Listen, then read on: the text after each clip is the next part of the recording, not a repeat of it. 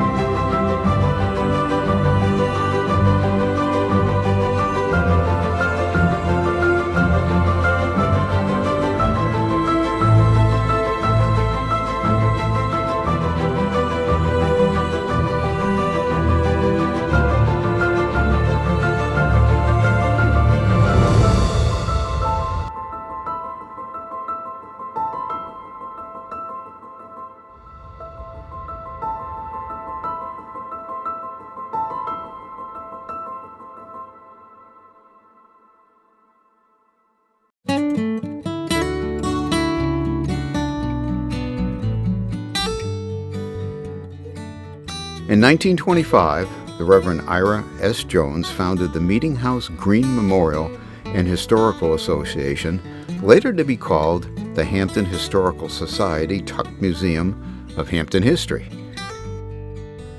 Ira S. Jones was born into a Quaker family in Maine in 1836. He would become a Congregational and Baptist minister, preaching in every New England state, plus Ohio and Pennsylvania. Before becoming a minister, at the outbreak of the Civil War, he enlisted in the 15th Maine Regiment, but would be discharged after 18 months of service because of physical disabilities. His commanding officer was Colonel Isaac Dyer. Although not a native of Hampton, this is where he chose to settle in his later years, bringing with him all his enthusiasm and undaunting gumption in gathering groups to maintain neglected cemeteries, honor the founders of the town, and establishing a place to collect its history. Along with all his other interests, he ran a successful furniture and undertaking business at the Oddfellows building in Hampton, downtown, by the train depot.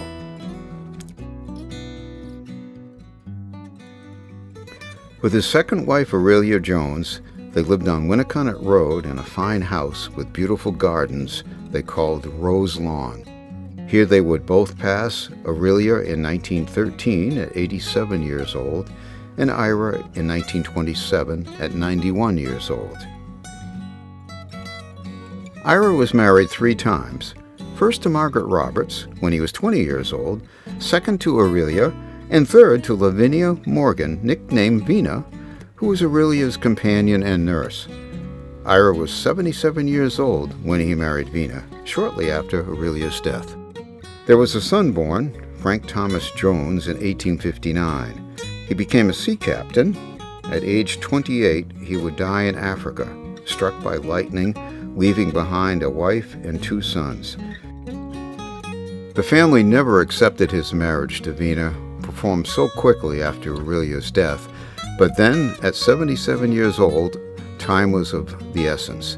Together, Ira and Vina would continue to work for the good of the town. Even after Ira's death, Vina would take on a long talked-about project of Ira's to build a playground behind the center school. Today it is called Tuck Field. Ira S. Jones will be remembered for his untiring energy, his loving devotion to his causes, passing on to future generations the values, principles, and service ethic he displayed in the community of Hampton, New Hampshire. After 100 years, his legacy continues.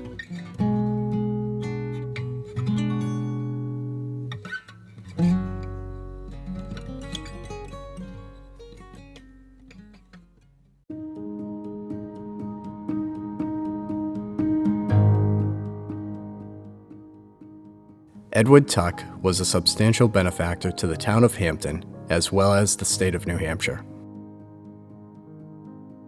In Hampton, he donated funds to the Hampton Academy, the Meeting House Green Memorial Association, Tuck Museum,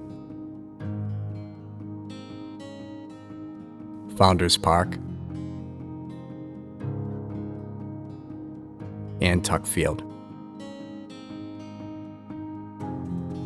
In the state of New Hampshire, he contributed to the New Hampshire Historical Society building in Concord, the Amos Tuck School of Administration and Finance at Dartmouth, Stratham Hill Park,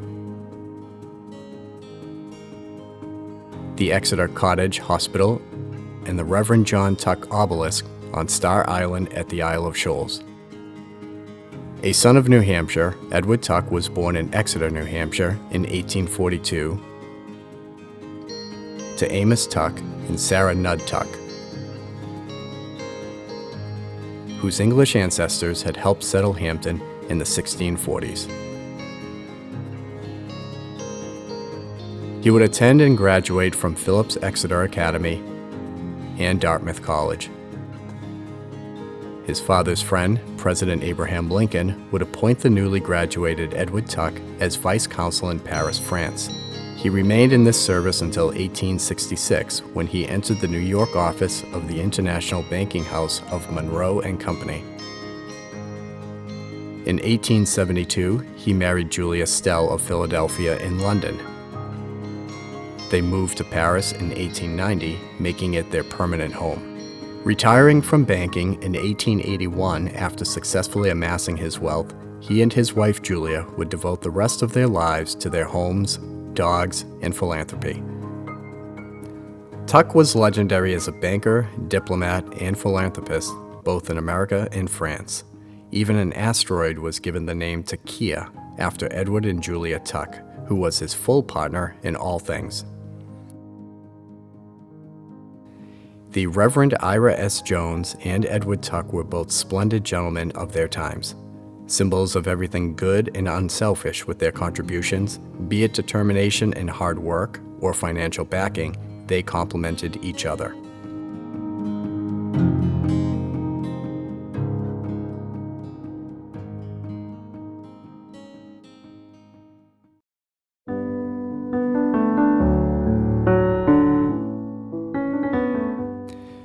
With esteem for the early settlers of Hampton, the Reverend Ira S. Jones resolved to honor the founding families.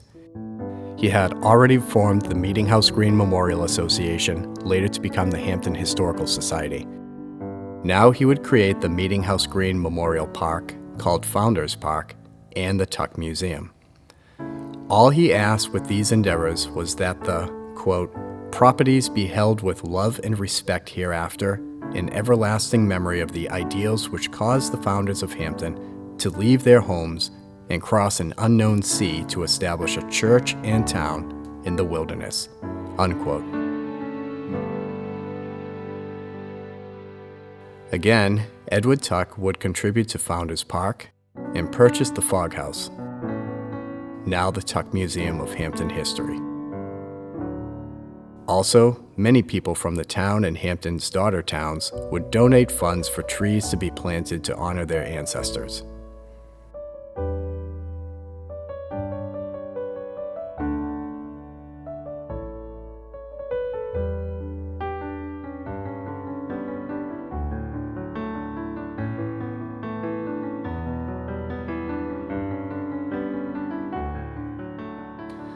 On October 15th, 1924, in the center of a triangle park was placed a 12-ton boulder. under which a time capsule was placed. The next year, on October 14, 1925, Founders Day, the memorial park was dedicated with a band concert at Depot Square, a parade through town,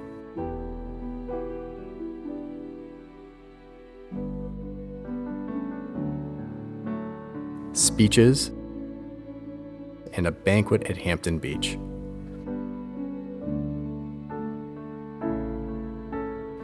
A tablet had been inserted on the rock monument to, quote, a little band of pioneers under the leadership of Reverend Stephen Batchelor of Southampton, England, seeking a larger liberty in October 1638, settled in the wilderness near this spot to plant a free church in a free town, unquote.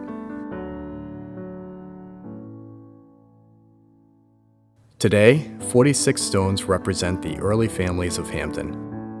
They are placed around the perimeter of the triangle.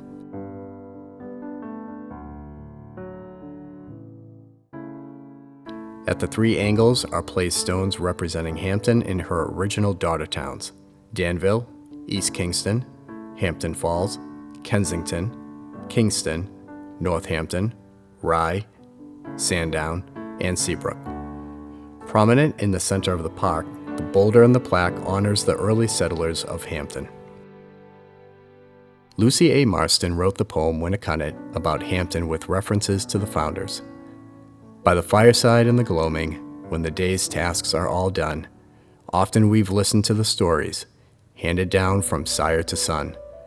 Oh, my Hampton sons and daughters, never forget the debt they owe to those brave, strong men who settled in the wilds so long ago.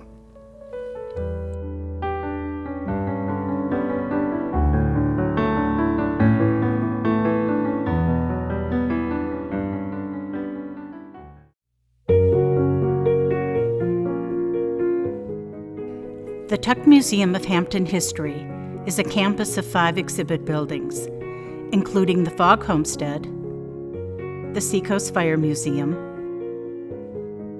the Levitt Barn, the District Schoolhouse, and the Sea Castle Tourist Cabin. Off-site, we have our Collection and Research Center. The Fogg House dates to the 1800s and has had 3 expansions.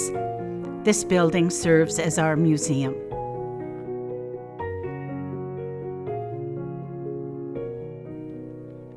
This is the main exhibit hall since the 1960s.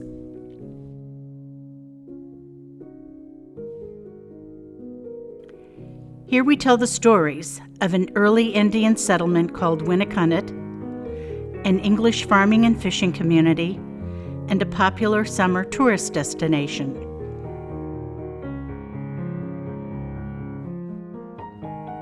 These cases contain artifacts from Native America through the 20th century. The themes are the Winnicott era, early Hampton history, education, transportation, and Hampton Beach.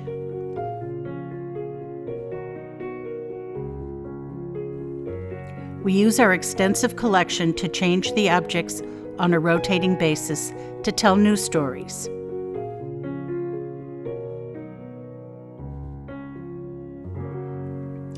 We welcome some 1,200 visitors a year, from school children and townspeople to researchers, genealogists, and vacationers.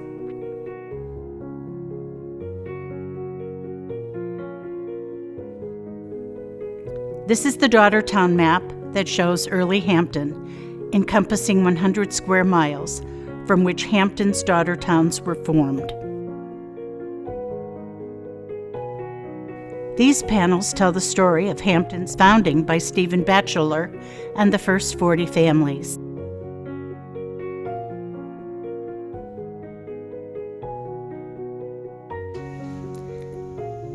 Many visitors are especially fascinated by Hampton's accused witch, Goody Cole, who was brought to trial but never found guilty.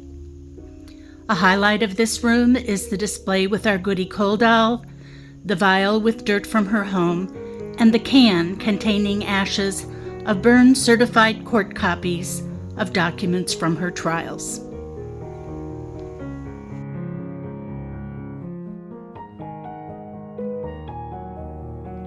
From objects, we move to the original meeting room of the 1925 organization called the Meeting House Green Memorial. Because the room wasn't heated and didn't have a piano, it wasn't popular as a meeting room and soon became a repository for all kinds of items, some with ties to Hampton and some not.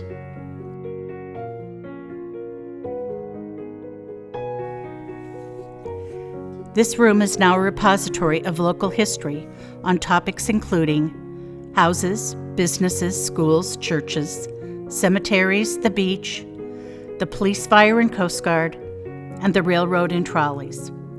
We have a collection of New Hampshire town histories, a 3,000-piece Hampton postcard collection, and an extensive photograph collection. People come from all over to research their ancestors using our genealogy records. This 2-volume publication continues to be a valuable resource even today. These are the early records that identify donations in 1925, including this coconut, now 200 years old. Here we're in our Hall of Fame with photographs of benefactor Edward Tuck,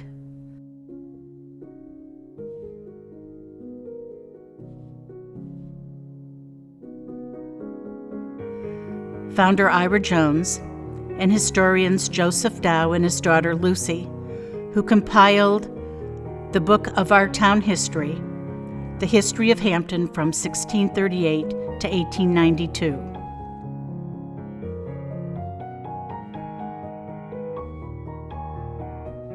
Hampton citizens have always supported the country's military ventures from the Revolutionary War to the current day.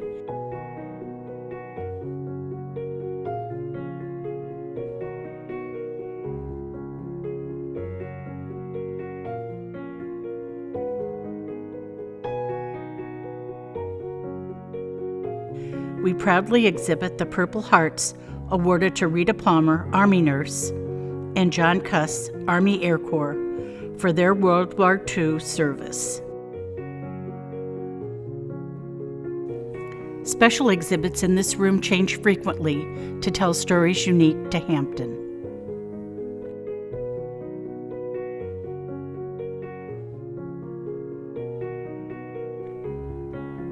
The Turner Room is a former parlor of the Fogg Homestead. It honors Charles Henry Turner, a 19th century artist raised in Hampton who summered here as an adult.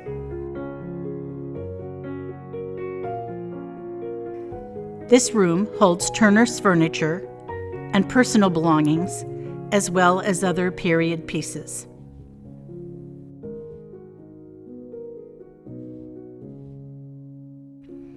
Turner earned his living as a portrait painter, but also enjoyed painting familiar Hampton scenes, such as men haying, gundelows on the salt marsh, and the fish houses. Ultimately, he was one of the White Mountain painters in his retirement.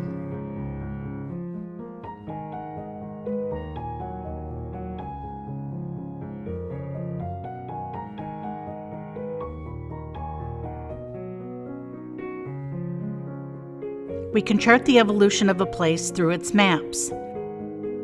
Our first map is from 1806, when the state required all towns to delineate their boundaries. Our collection of maps captures the shifts in farmlands, homes, businesses, roads, and waterway over time as Hampton changes.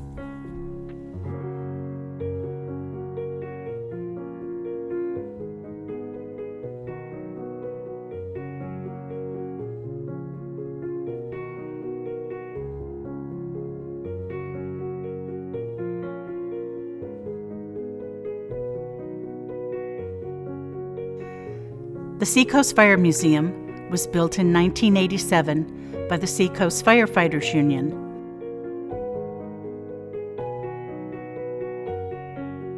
The building and contents were turned over to the Hampton Historical Society in 1988, with the agreement the collection would be available to the public.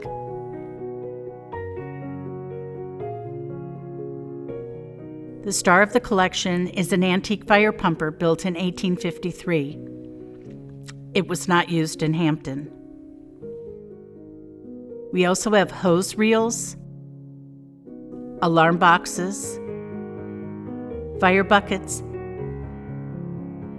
and other firefighting equipment, along with photographs and records.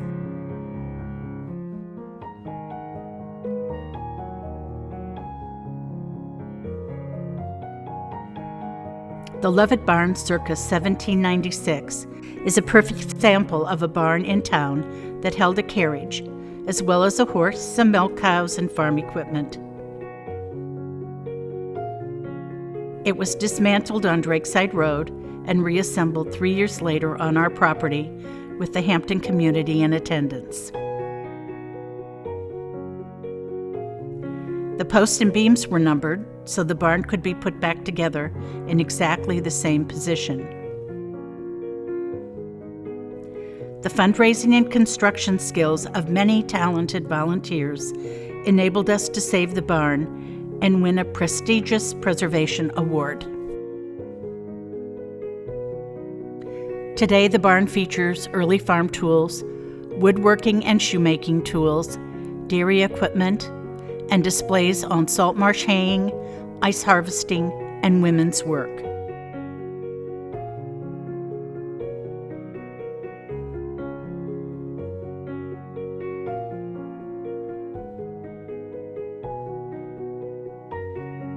This tourist cabin was built in the 1930s. The interior has the original linoleum flooring, woodwork, and eat-in kitchen. The combination sink, stove, refrigerator, and decor date to the 1950s. It is from one of the last groups of tourist cabins at Hampton Beach.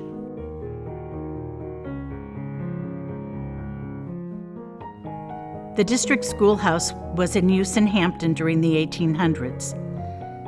This example, circa 1850, is the last remaining one-room schoolhouse from Hampton.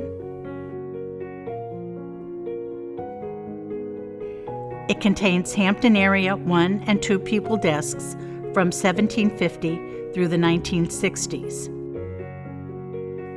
19th century school books, a collection of lunch pails, and a wall map depicting the United States in the 1850s. The building would have been heated with a wood stove like the one on display. The door is not original to the school and is from one of the Hampton's historic homes. Also on the grounds are 4 monuments. This monument recognizes the first 4 meeting houses, or churches, and Hampton Academy, all of which were once on the property. This monument honors Ira S. Jones, who started the society. The Goody Cole Monument is in memory of Eunice Cole, who was accused and tried for witchcraft. This is the legendary Thorvald's or Viking Rock.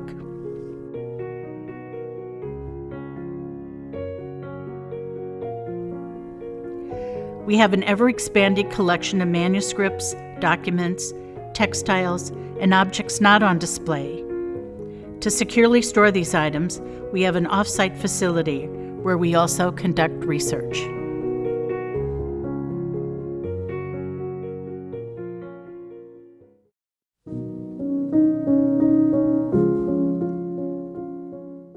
Our collection spans 100 years of donations and acquisitions, with items from the 1600s to the current day, from people who have a connection to Hampton and feel the importance of sharing their history with posterity.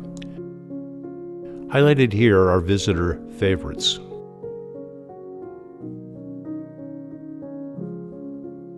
Considered an American utility vehicle at the turn of the 20th century, our buckboard was owned and used by Christopher S. Toppin on his farm on Lafayette Road. Imagine personalizing a farm vehicle with gold letters and decorative pinstriping. A buckboard is a four-wheeled wagon drawn by a horse or other large animal. Because it has no springs, the floor can flex and buck, giving the vehicle its name. Lieutenant Simon Lamprey fought in the Civil War and died at age 27 in a Virginia battle. He was buried there using this temporary wooden marker, made in haste, with his name spelled incorrectly. When the family requested that his body be returned to Hampton, his officer's trunk and sword accompanied it. He is buried in the High Street Cemetery. Daniel Brown, a Boston policeman, made this early 20th century clock using a foot-pedal scroll saw. The clock boasts many different intricate designs called fretwork.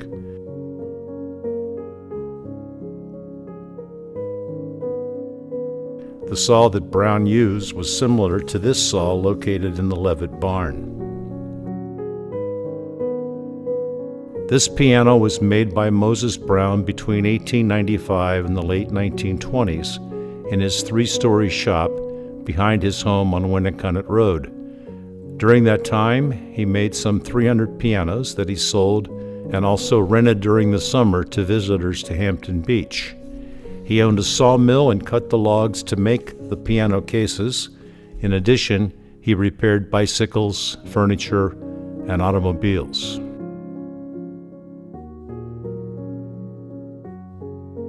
The temperance movement was prominent in Hampton during the mid-1800s. In 1841, there was a temperance parade depicted in this oil painting. The Coldwater Army advocated drinking cold, clean water to lure people away from spirits, hard cider, beer, wine, and even coffee and tea.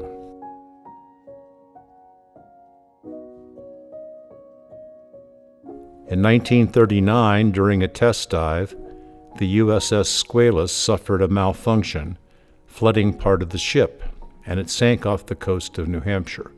26 men drowned immediately. An experimental diving bell was used to rescue the 33 surviving submariners. This model was made by William E. Miles, an employee at the Portsmouth Naval Shipyard, where the Squalus submarine was built. Patriotic art has always been a popular subject. This late 19th century Chinese embroidery of American patriotic symbols hung in the American Legion Hall in Hampton. Embroidered with silk thread on silk fabric, you see an American eagle surrounded by American flags and the words E pluribus unum. Notice the eagle's glass eye.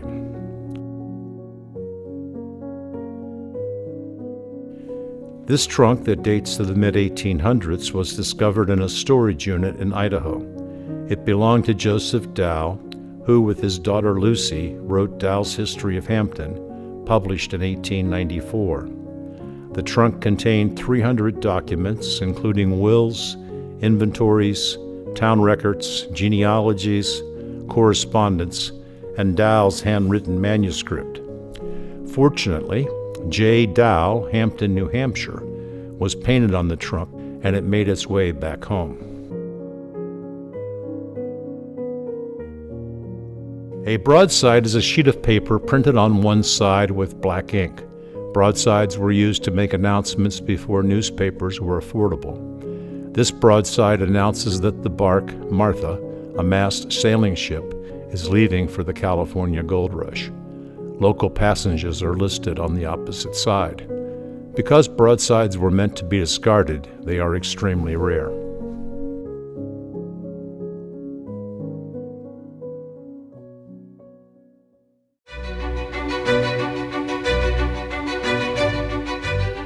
As we begin our next 100 years, we celebrate our past 100 years of volunteers and their shared visions and efforts to preserve the history of Hampton.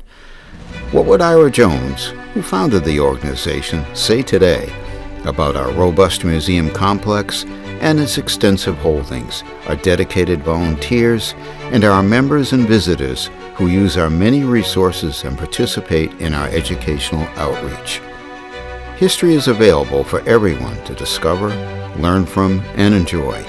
We are proud to serve as a center for local history, past and present, with a view to the future. This quilt, created by Hampton Historical Society members, represents people, places, and objects to tell the history of our 100 years.